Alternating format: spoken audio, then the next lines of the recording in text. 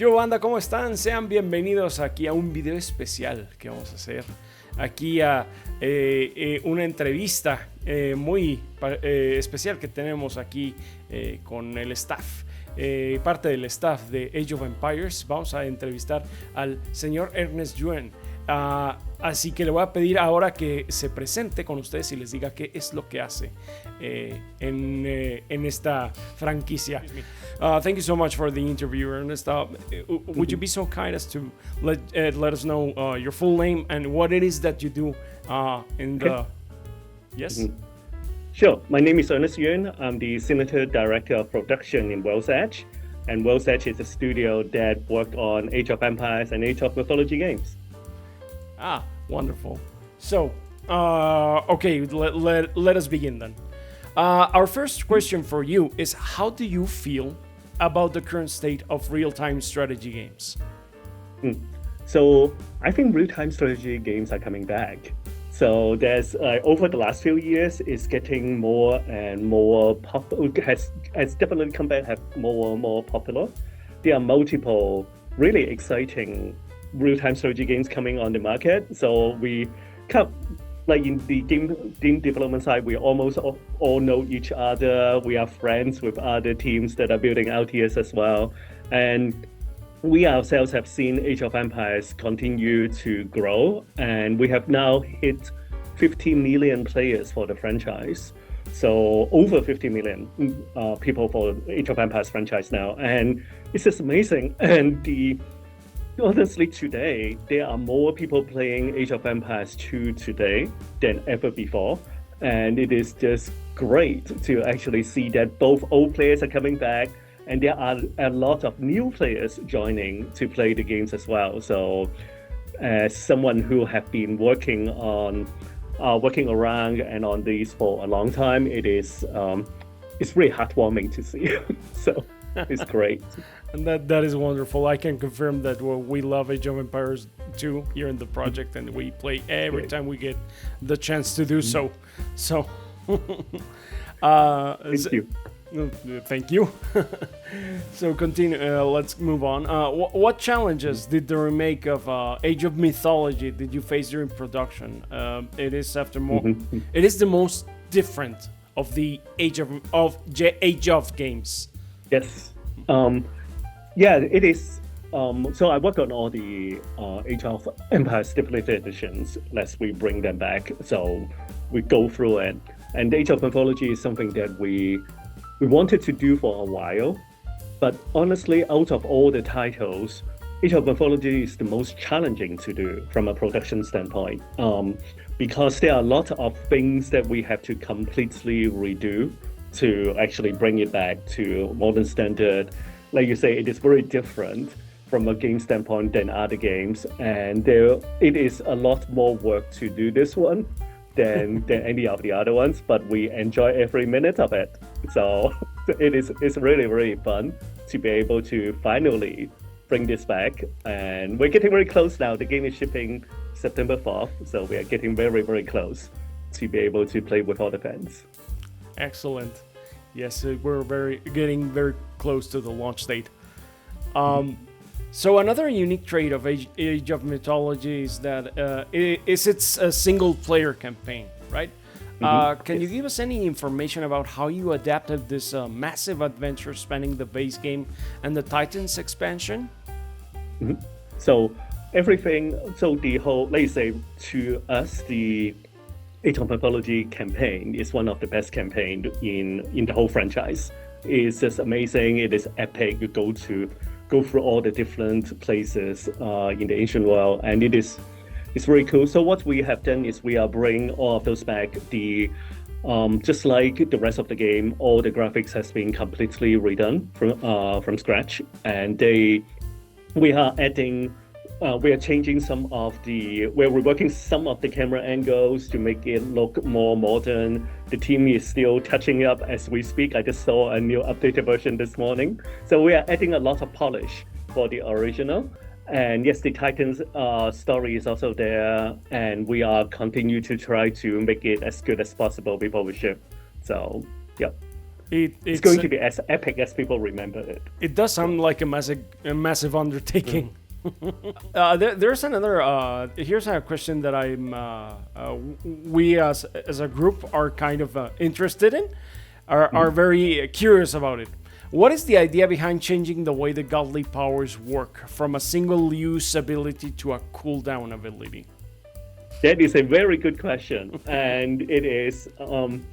So one of the reasons we call the game Age of Mythology Retold is on top of everything that we have done for previously for Diplomatic Editions, which is redo all the graphics, bring it up to run well on modern machines, etc., etc. We go beyond that. We are for Age of Mythology Retold, we are actually changing some of the core game. We are adding new features to the game. And one of the things that is very different in Retold, like you said, is how god powers are handled. In the original game, most of the god powers you can only use once. So during playtesting, when we look at data, when we actually look at how people play the game, as we start the project, we notice a lot of players, they hold on to that one god power to I'm going to use it at the exact right moment. But it is a bit of a shame because god powers is literally, to me, is one of the coolest thing in the game. When you actually see things just blowing up, when you do lightning and earthquake and everything, it's just so cool. But people actually either they save it and don't use it at all, or they use it only when they already won. So I already won, it doesn't matter, I'll just use it now just to show off. And so what we have done is and so we change it so that now god powers are rechargeable, so that you get to use it really what a lot of what it was originally intended. So you can use it strategically. So it just say okay, this is the right moment because it makes sense from a battle and strategy standpoint to use the god power at that time. So we're changing the meta a little bit with this. Well, changing the meta a lot because of this. So but it makes the game a lot more dynamic and a lot more fun. So it suddenly becomes you are using the god powers for the right reasons, for the right moment from a battle standpoint, rather than just for showing off. So yeah, that sounds like a very fun change. Thank you. Thank you. So those of us who played the original game, we're waiting for it. We're really anticipating it. So all of the definitive versions under the Age of Empire's umbrella have been very good. Every definitive edition has been magnificent. How about the new audience? Are you planning to get them to be interested in the game? What are your studio's expectations on this group of newcomers? Right. Especially for Age of Mythology Retold, we think it is a very good opportunity for us to bring even more new players. So to be clear, even Age of Empires 1, 2, 3, and 4 in the market right now have already brought in new players, but we think Age of Mythology Retold, because of the theme being mythology, has an even higher chance to bring even more people. I think recently there has been a resurgence of games and movies based on mythologies. Clearly, the world is interested in mythologies, so we think there's a very good chance.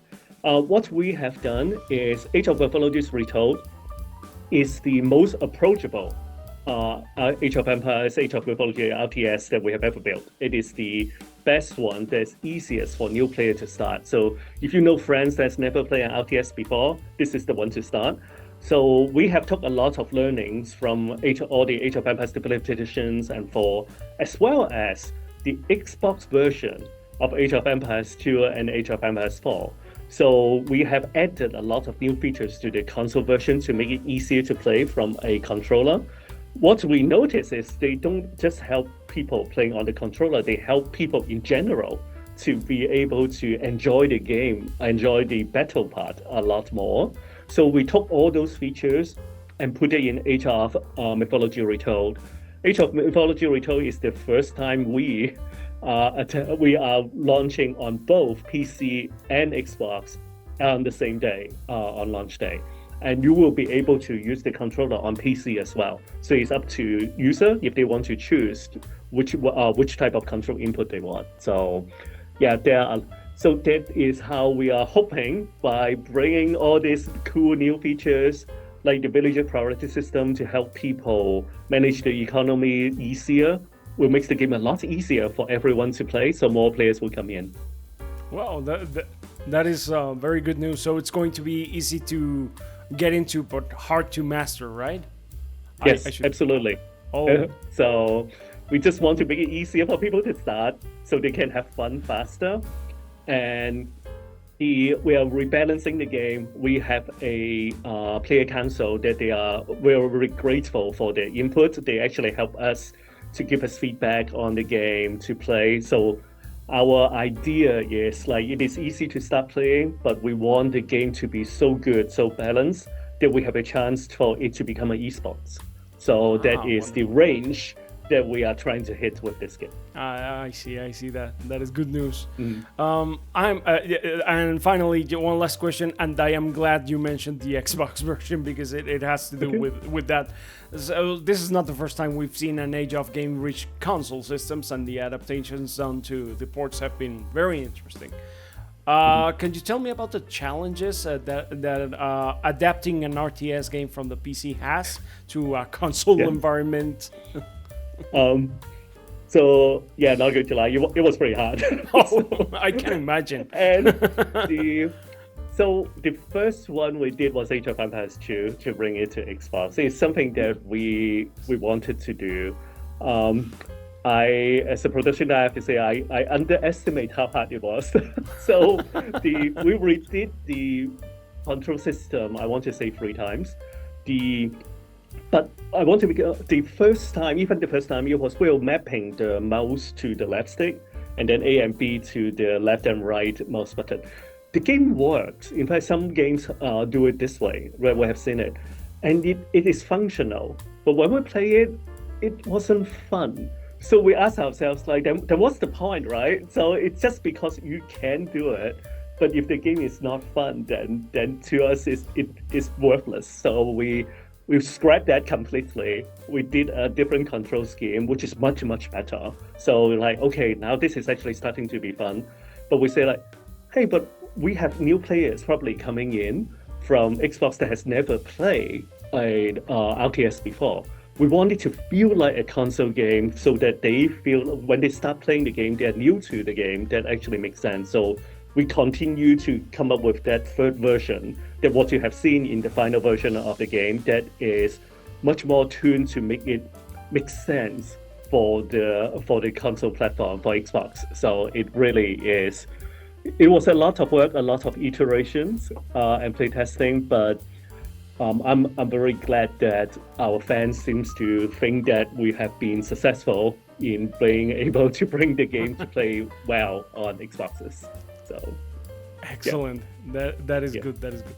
So, well, those are all the questions we have for today. So thank you so much, Ernest. It has been a delight. It's wonderful to always talk to someone who is so passionate about what they do. So thank you so much for this interview. Thank you, and thanks for all the people who work with you on this as well. And I'm hoping more and more fans will come play Age of Empires, Age of Mythology with all of us. So that will be fantastic. So, excellent. Thank you. Let us hope so too.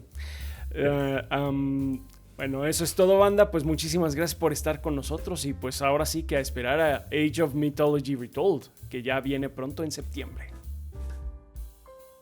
Gracias a todos nuestros Patreons, quienes en parte hacen posible nuestro contenido. En el mes de agosto, entre otros, nos apoyan Carótido, Los Archivos de Brogy, Moncho Rock, Mauricio Astulla, Dave Córdoba, Ahmed Carrillo, Oso, Alexis Valencia, César Aranza, El Sopas, Aarón Moreno, W. Güero, Alejandro Jiménez Rivera, Martín Robles Juárez, Nicato Salazar, David Salguero Olvera, Verdebete, Víctor Mancilla Mejía, Jesús Eric Sánchez Ramírez, Emilio Marín y Raimundo Casanova Pérez.